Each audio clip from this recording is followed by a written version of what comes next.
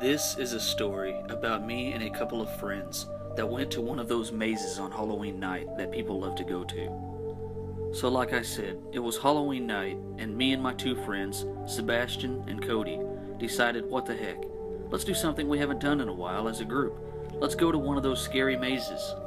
So we did. A few nights before Halloween night, we looked up where the nearest scary maze was going to be taking place, and decided to be there a few hours after it got dark to make it that much more fun and scary. When the night came, me and the guys hopped in my truck and we drove out to this place. It was a little ways away from home, about a 30-minute drive or so, somewhere that we've never seen one take place before. It was to be held on some old guy's farm or something like that. It's never been there before, so it was a little strange, but we shrugged it off and went anyway. When we finally got there, there wasn't that many people there, or cars for that matter. We just chalked it up as most of the people had already left and went home. No big deal. We got out of the truck and made our way to the beginning of the maze. When we found the entrance, it wasn't very well lit, not like some of the mazes we had been to in the past. And on top of that, we had only seen like 1 or 2 staff members out front. Where were the rest? We just ignored this, but I should say that my friend Sebastian related to me before we entered the maze that he had a bad feeling in his gut. I laughed and told him it was probably just some of the food he ate at Taco Bell before we left. Their food usually upsets his stomach sometimes. He agreed that was probably what it was, and the three of us entered together. Throughout the maze, it was scary, very dark, and hard to see, so the three of us got our phones out and used the lights on them to guide our way.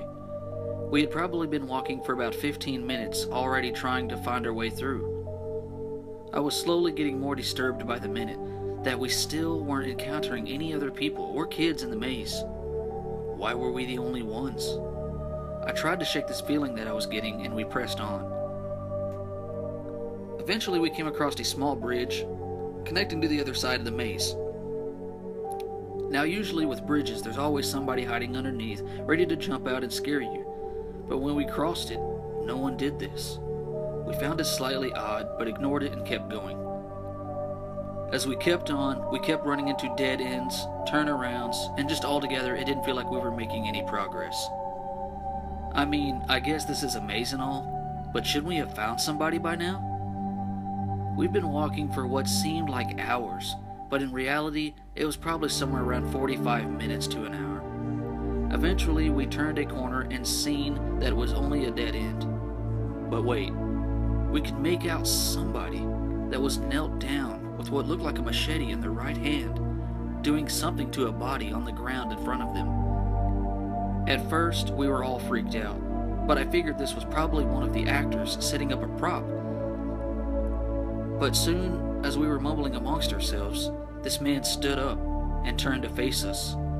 It was a long and narrow pathway, and I would say about the best way I could explain it is he was around 4 or 5 car lengths away from us. I looked at the machete in his hand, and I swear that it was dripping something. Fake blood? That had to be it. Then all of a sudden he started running at us. We thought he was just trying to scare us and would stop after getting closer, but he didn't. He kept charging at us with the machete in his right hand raised above his head. I was suddenly filled with fear and a very bad feeling in my stomach. I told the guys we needed to start running right away. They followed, and I kept looking over my shoulder to keep track of where he was at. We eventually lost him and stopped to catch our breath.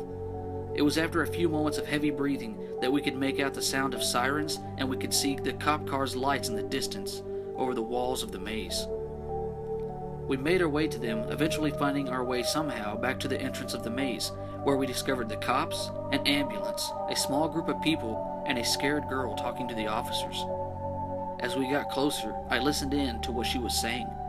Apparently, shortly after we had entered the maze, this girl and her 3 friends had entered as well. And once they made it to the bridge that we had crossed, a man with a machete had jumped out and killed 2 of her friends and grabbed the 3rd. She ran in fear and was the only one to get away. Once she got out of the maze, she called the cops and reported what had happened. Come to find out, an escaped serial killer had made his way to this area and was hiding out around here.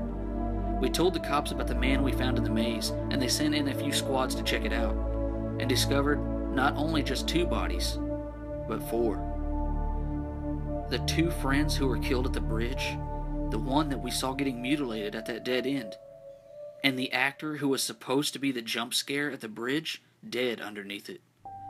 Apparently the killer had killed the actor and was putting on his clothes as a disguise underneath the bridge when we passed over it, so that is why no one jumped out to scare us at that exact moment. We all went home horrified at the thought of how close we came to death that night, and have never been in a maze again since. And the scary thing? The cops never found the killer. He's still out there somewhere,